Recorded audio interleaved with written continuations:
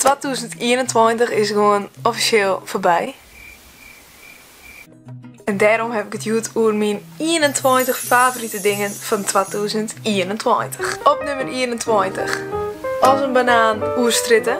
Op nummer 20. Deze bril. Op nummer 19. Noi Walibi, van mijn broer Jorrit. Op nummer 18. Deze broek. Op nummer 17. De serie Lupin. Heel erg leuk, een Franse serie. Op nummer 16.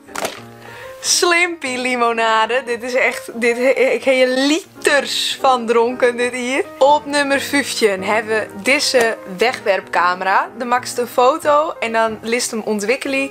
En dan pas kerst de foto zien. En die kreeg een familie.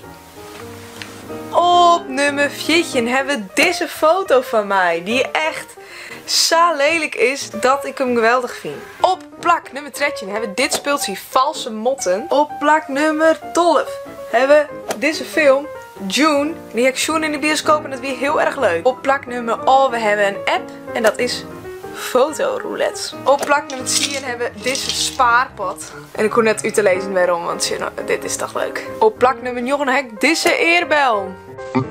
Van plakje nummer 8 hebben we een podcast en dat is hashtag met z'n allen van Gwen van Poorten. Op plakje nummer 7 hebben we een album en dat is Chip Chrome en de Monotones van The Neighborhood en dan specifiek dit nummer. Nummer 6 is mijn nieuwe telefoon. Op nummer 5 staan deze koekjes.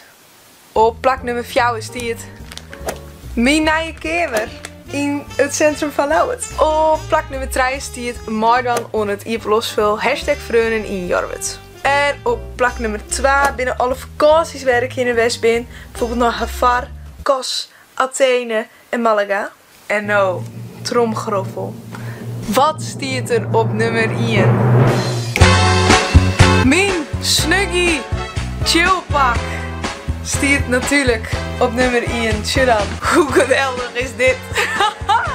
Nou, dit zijn mijn 21 favoriete dingen van 2021. Vergeet net te liken en te abonneren. En ik weet zeker dat in 2022 nog meer geweldige dingen komen.